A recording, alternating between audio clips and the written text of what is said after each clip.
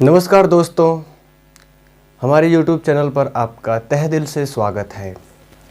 जैसा कि आप लोगों को पता है कि विभिन्न प्रतियोगी परीक्षाओं में जैसे राज्य स्तर की परीक्षाओं हों और भी तमाम केंद्रीय स्तर पर जो परीक्षाएं होती हैं उसमें हिंदी पूछा जाता है और सामान्य हिंदी के बेस पर आपके व्याकरण होते हैं, मुहावरा, लोकोक्ति, संधि, बहुत से टॉपिक्स होते हैं और उन टॉपिकों से बहुत ही महत्वपूर्ण प्रश्न पूछे भी जाते हैं और इन सभी प्रश्नों को एक कॉन्सेप्चुअल तरीके से हम लोग बारी बारी टॉपिक वाइज एक टॉपिक को जोड़ते हुए हम लोग पूरे हिंदी करेंगे। तो आज हमारा पहला दिन और पहला दिन हिंदी के पहला टॉपिक शब्द के भेद से स्टार्ट करते हैं, क्योंकि जो ये शब्द के भेद है आपके परीक्षा में इससे 5 या 6 प्रश्न हमेशा बनते हैं।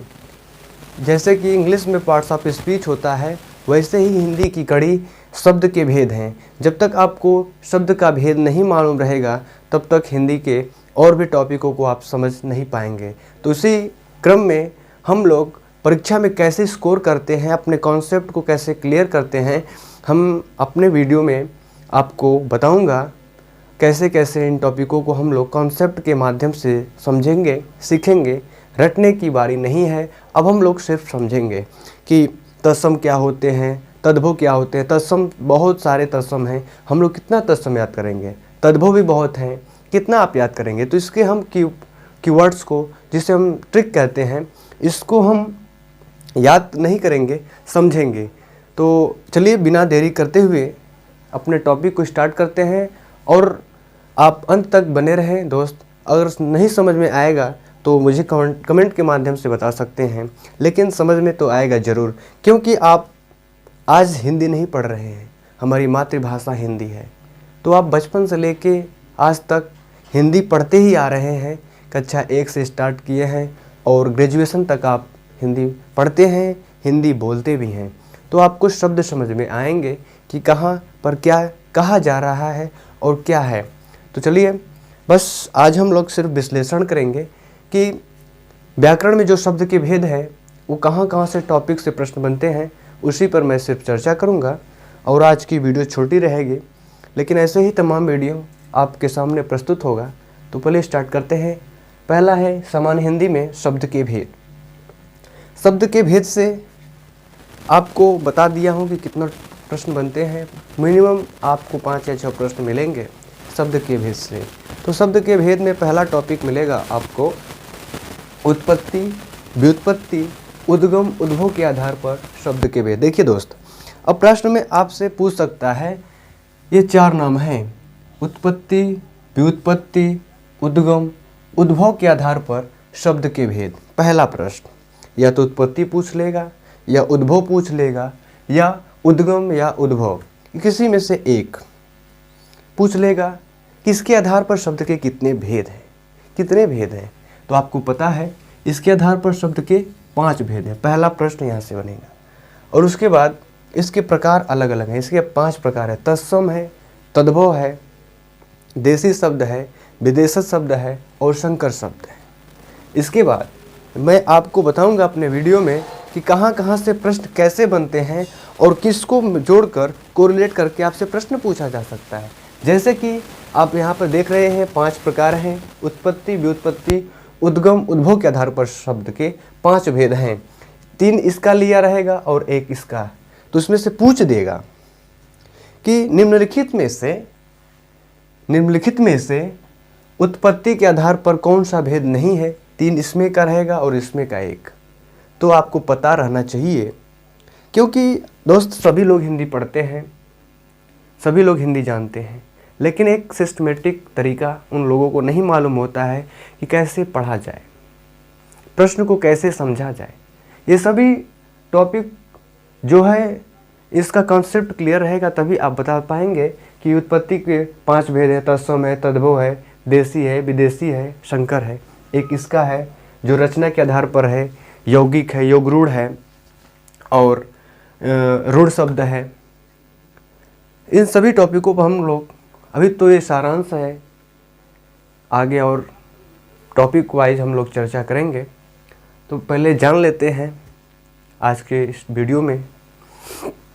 तो स्टार्ट देखिए, उत्पत्ति, व्युत्पत्ति, उद्गम, उद्भव के आधार पर शब्द के भेद 5 प्रकार के भेद होते हैं। पहला होता है तत्सम शब्द। तत्सम शब्द जो संस्कृत से बने होते हैं। पहला है तत्सम शब्द, दूसरा तद्भव शब्द, तीसरा देशी शब्द, चौथा विदेशी शब्द और पांचवा है संकर शब्द। जो तत्सम शब्द होते हैं दोस्त, वो होते हैं संस्कृत, आदि जननी हमारी संस्कृत है। जो संस्कृत के शब्द हैं वही तत्सम शब्द, जो कि कठिन, हम जो इसे बोलने में अपने मुख से एक्सप्लेन करते हैं, जो उच्चारण करते हैं उसमें कठिनाई आती है, तो मान लेते हैं कि यही हमारा तत्सम शब्द है। और जो तद्भव होते हैं वो हिंदी के शब्द होते हैं, ठीक। देशी शब्द, देशज शब्द यानी जो हम अपने समाज में, बोली में, जो हमारे पूर्वज जैसी भाषा का प्रयोग करते हैं, जैसे कि लोटा, लोटा कौन सा देशी शब्द है। ऐसे ही विदेशी शब्द जो हमारे देश में आए, वो जैसे पुर्तगाली आए, अंग्रेज आए, फ्रांस आए, जो अपने भाषा में वस्तुओं को बोलना स्टार्ट कर दिए, हम लोग उसे विदेशी शब्द कहने लगे, जो कि भारत में ही था। सब वो वस्तुएं भारत में ही थे, लेकिन वो अंग्रेज आए, उसका नाम दे दिए, तो उसे क्या कहते हैं हम लोग, विदेशी शब्द या विदेशज शब्द। अगला है संकर शब्द। दो भाषाओं से मिलकर जो शब्द बनते हैं उसे हम क्या कहते हैं, संकर शब्द कहते हैं। जैसे रेलगाड़ी, गाड़ी आप जानते ही हैं, और रेल, तो इन दो भाषाओं, अलग अलग भाषाएं, एक अंग्रेजी भाषा और एक हिंदी भाषा है, इन दोनों को जोड़कर हम लोग क्या बनाए हैं, रेलगाड़ी। तो यह क्या है, हमारा संकर शब्द है। ये तो मैं सारांश बता रहा हूँ दोस्त। चलिए, आप रचना, बनावट, संरचना, वृत्ति के आधार पर शब्द के भेद देखेंगे। इसके 3 प्रकार होते हैं। पहला है रूढ़ शब्द, तीसरा यौगिक शब्द, और दूसरा यौगिक शब्द और तीसरा है युग्मरूढ़ शब्द। ये 3 प्रकार हैं। रचना के आधार पर 3 प्रकार, या बनावट के आधार पर 3 प्रकार, संरचना के आधार पर 3 प्रकार के भेद होते हैं। रूढ़ शब्द, यौगिक शब्द, युग्मरूढ़ शब्द। आप स्क्रीनशॉट अंत में ले लीजिएगा दोस्त। पहले आप समझें, क्योंकि परीक्षा में आप ही जाएंगे, आपका नोट्स नहीं जाएगा। नोट्स तो एग्ज़ाम टाइम एक बार सारांश देखा जाता है कि मैंने क्या क्या पढ़ा है और क्या क्या मेरा छूट रहा है, बस उसे एक बार रिवाइज करने के लिए नोट्स बनाया जाता है, ताकि आप बार बार वीडियो नहीं देख सकते हैं, क्योंकि आपके पास समय कम है। तो चले देखते हैं रूढ़ शब्द क्या होते हैं। जो परंपरा से शब्द बनी आ रही है उसे हम क्या कहते हैं, रूढ़ शब्द। उसका चेंज नहीं होता है। जैसे जल, अब इसे तोड़िए जल, इसका अर्थ ही नहीं निकलेगा, उसे रूढ़ शब्द कहते हैं। जो परंपरा से आती है शब्द, उसे रूढ़ शब्द कहते हैं। यौगिक शब्द, जो शब्द शब्दों या शब्दांशों आदि का योग से बने होते हैं, उसे यौगिक शब्द कहते हैं। यानी 2 शब्दों के योग से जो शब्द बनता है उसे यौगिक शब्द कहते हैं। और युग्मरूढ़ शब्द क्या होते हैं, जो 2 शब्दों से मिलकर बने होते हैं या अन्य की विशेषता प्रकट करते हैं।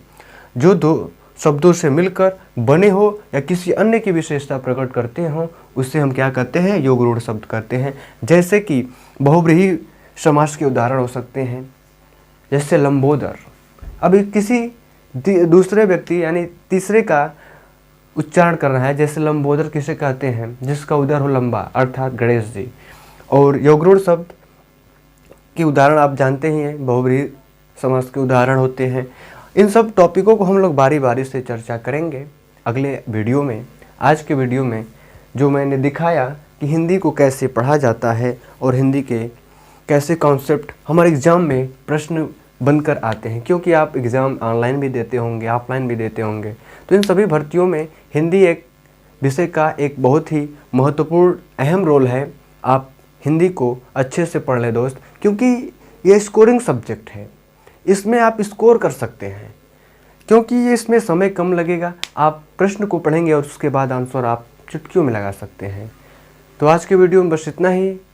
एक शब्द कहना चाहते हैं दोस्त कि रख हौसला वो मंजर भी आएगा, प्यासे के पास चलकर समंदर भी आएगा, थक कर ना बैठे मंजिल के मुसाफिर, मंजिल भी मिलेगी और मिलने का मज़ा भी आएगा।